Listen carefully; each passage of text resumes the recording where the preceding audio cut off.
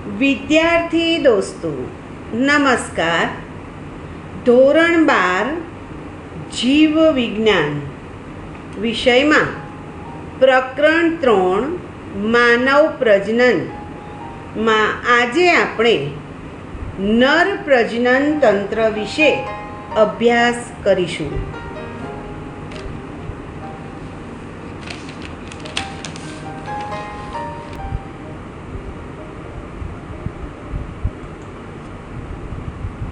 માનવ લિંગી પ્રજનન કરતા અપત્ય પ્રસવી છે. માનવ પ્રાજનનિક ઘટનાઓમાં જનન કોષોનું નિર્માણ એટલે કે નરમાં શુક્રકોષો અને માદામાં અંડકોષો. શુક્રકોષોને માદાના જનન માર્ગમાં દાખલ કરવા તથા નર અને માદા જનન કોષોનું જોડાણ એટલે કે ફલન, જે ફલિતાંડના નિર્માણ તરફ દોરી જાય છે, જે ગર્ભકોષ્ઠ કોથળીનું નિર્માણ અને વિકાસ, તેનું ગર્ભાશયની દિવાલ સાથે જોડાવું એટલે કે ગર્ભ સ્થાપન, ગર્ભ વિકાસ અને બાળકનો જન્મ એટલે કે પ્રસૂતિને અનુસરે છે.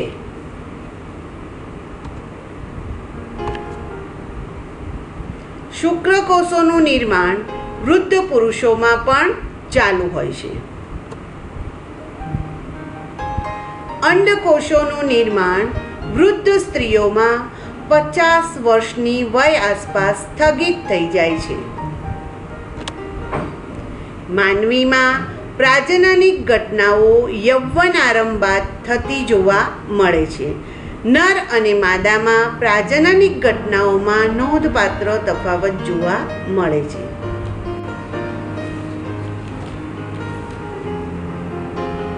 નર પ્રજનન તંત્ર, ધ મેલ રિપ્રોડક્ટિવ સિસ્ટમ, જેનો આપણે વિગતે અભ્યાસ કરીશું. નર પ્રજનન તંત્રનું સ્થાન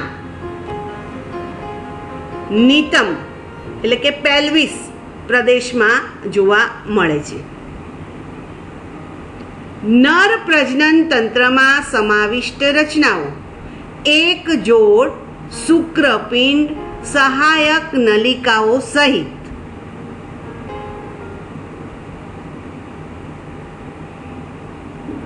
સહાયક ગ્રંથિઓ, બાહ્ય જનેન્દ્રિયો,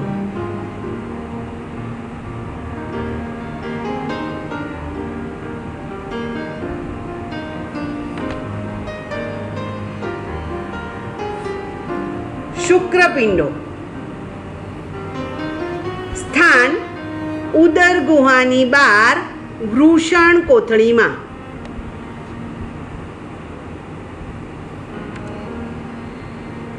વૃષણ કોથળીનું કાર્ય શુક્રકોષ જનન માટે શુક્રપિંડોનું નીચું તાપમાન જાળવવામાં મદદ કરે છે. શરીરના સામાન્ય તાપમાન કરતાં 2 થી 2.5 અંશ સેલ્સિયસ નીચું તાપમાન કરે છે. આકાર અને કદ અંડાકાર છે અને આશરે 4 થી 5 સેન્ટીમીટર લાંબુ અને આશરે 2 થી 3 સેન્ટીમીટર પહોળું હોય છે. શુક્રપિંડ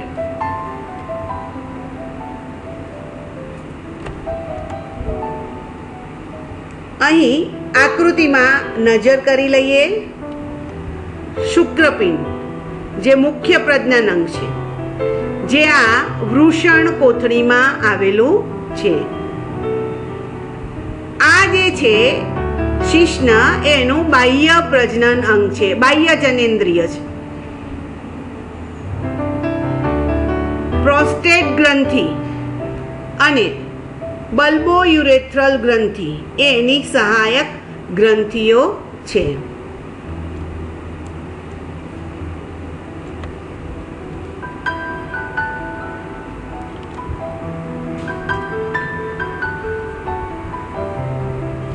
શુક્રપિંડની રચના. શુક્રપિંડો સઘન આવરણ વડે આવૃત હોય છે.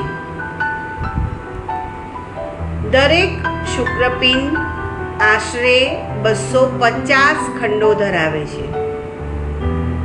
જેને શુક્રપિંડીય ખંડિકાઓ ટેસ્ટિક્યુલર લોબ્યુલ્સ કહે છે.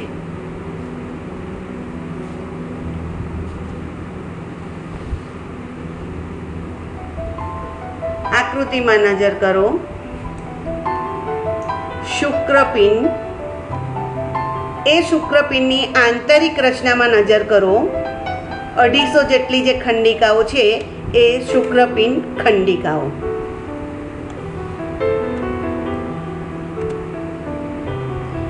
દરેક ખંડિકાઓ 1 થી 3 શુક્રકોષો ઉત્પન્ન કરતી ખૂબ જ ગૂંચળામય શુક્રોત્પાદક નલિકાઓ સેમિનિફેરસ ટ્યુબ્યુલ્સ ધરાવે છે.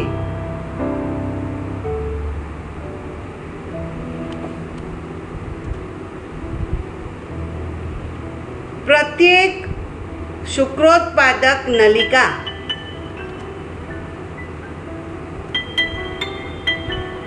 બહારની બાજુ અને અંદરની બાજુ એવા 2 ભાગ ધરાવે છે. આ બંને ભાગની અંદરની રચનાઓનો હવે આપણે અભ્યાસ કરીશું. સૌથી પહેલા આપણે જોઈશું અંદરની બાજુએ આવેલી રચનાઓ, જેમાં 2 પ્રકારના કોષો ધરાવે છે.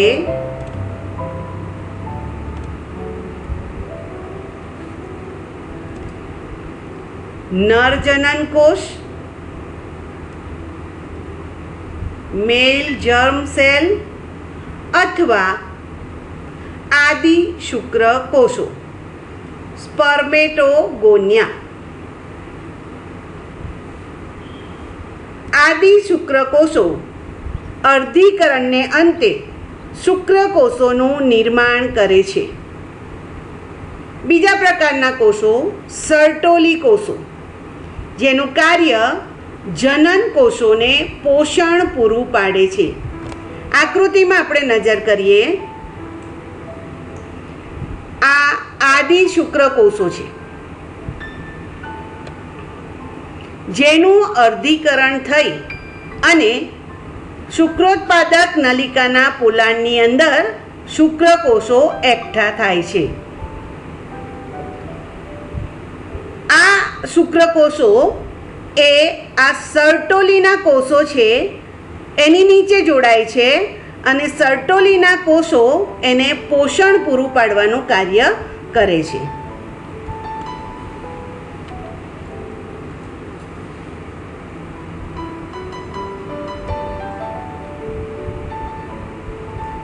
પ્રત્યેક શુક્રોત્પાદક નલિકાની બહારની બાજુની રચના હવે આપણે જોઈએ. બહારનો ભાગ, જેને આંતરાલીય અવકાશ કહે છે,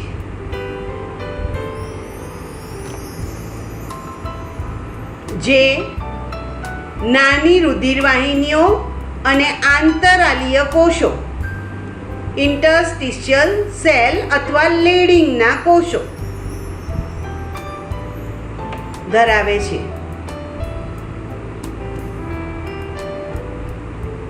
અહીં આકૃતિમાં નજર કરો. શુક્રોત્પાદક નલિકાઓ છે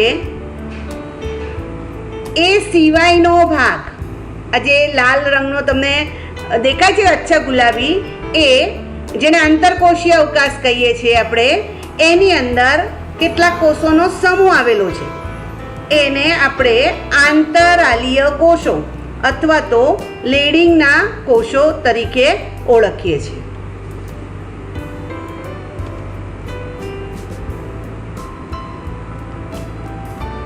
લેડિંગના કોષો એન્ડ્રોજન્સથી ઓળખાતા શુક્રપિંડીય અંતઃસ્રાવોનું સંશ્લેષણ અને સ્રાવ કરે છે. અહીં અન્ય રોગ પ્રતિરક્ષા માટે સક્ષમ કોષો પણ હાજર હોય છે.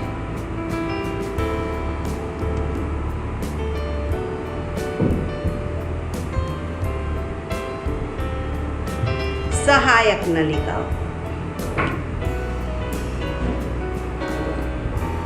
અહીં નર પ્રજનન તંત્રની આકૃતિ આપેલી છે. એમાંનો ફક્ત સહાયક નલિકાઓ દર્શાવતો ભાગ આ આકૃતિમાં દર્શાવેલો છે.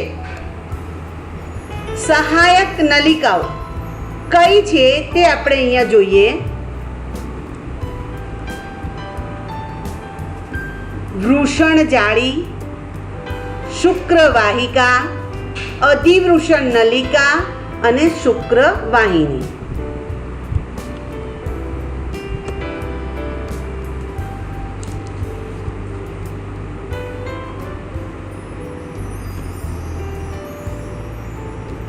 શુક્રપિંડમાં આવેલી શુક્રોત્પાદક નલિકાઓ શુક્રવાહિકાઓમાં વૃષણ જાળ મારફતે ખુલે છે.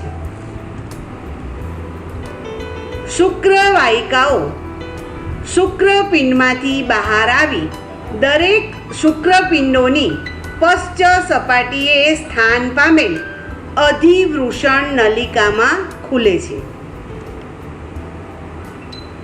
અધિવૃષણ નલિકા ઉદરમાં ઉપરની તરફ શુક્રવાહિની તરીકે આગળ વધે છે.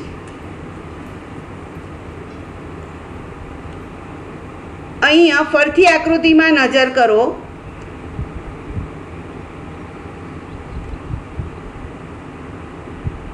અધિવૃષણ નલિકા અને આ અધિવૃષણ નલિકા આગળ ઉપર શુક્રવાહિની તરીકે ઉદરના પોલાણમાં આગળ વધે છે.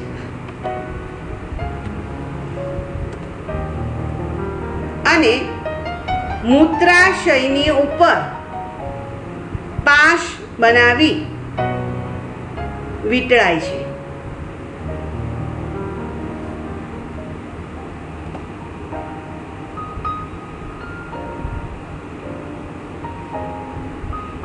તેની સાથે શુક્રાશયની નલિકાઓ જોડાઈ મૂત્ર માર્ગમાં સ્ખલન નલિકા તરીકે ખુલે છે.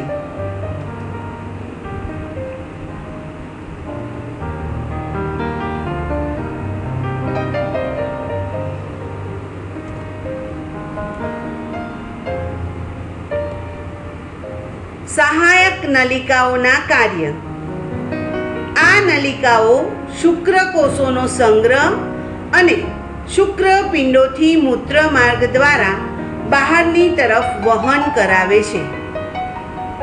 મૂત્રમાર્ગ મૂત્રાશયમાંથી ઉદ્ભવે છે અને શિશ્ન દ્વારા આગળ વધી મૂત્રમાર્ગ મુખ યુરેથ્રલ મીટસથી ઓળખાતા છિદ્ર દ્વારા બહાર ખુલે છે.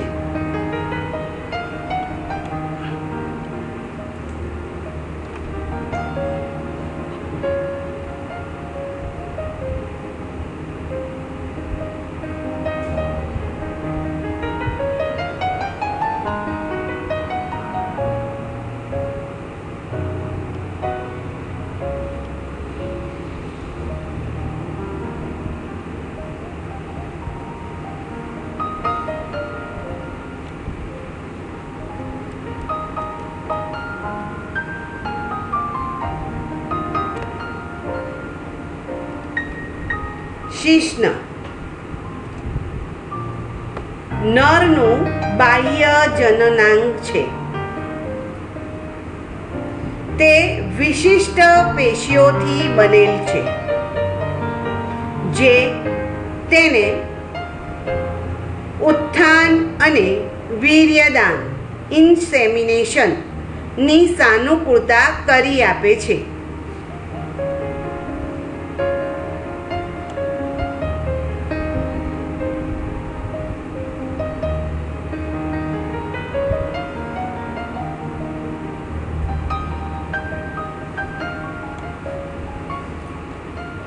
શિશ્નના પહોળા છેડાને શિશ્નાગ્ર કહે છે, જે અગ્ર ત્વચા ફોરસ્કિનથી ઓળખાતી શિથિલ ગળીમય ત્વચા દ્વારા આવૃત હોય છે.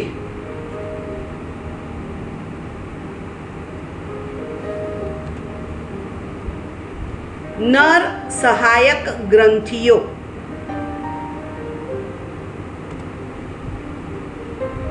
એક જોડ શુક્રાશય, એક પ્રોસ્ટેટ ગ્રંથિ, એક જોડ બલ્બોયુરેથ્રલ ગ્રંથિઓ. આ ગ્રંથિઓનો સ્રાવ શુક્રાશય રસ બનાવે છે.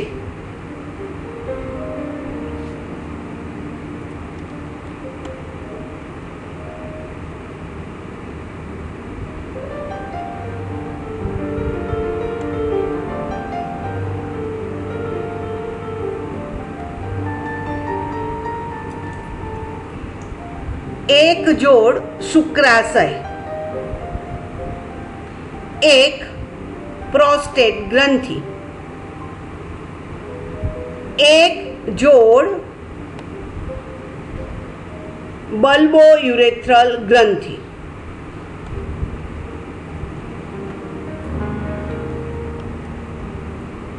શુક્રાશય રસ ફ્રુક્ટોઝ, કેલ્શિયમ અને કેટલાક ઉત્સેચકોથી સભર હોય છે.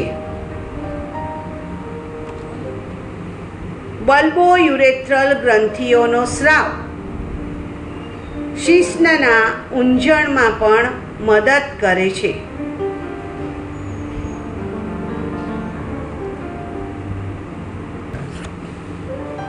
આજના અભ્યાસના અંતે અહીં સ્વાધ્યાય આપેલ છે, જેનો આપ સૌ વિદ્યાર્થી દોસ્તોએ કાળજીપૂર્વક અભ્યાસ કરવાનો રહેશે.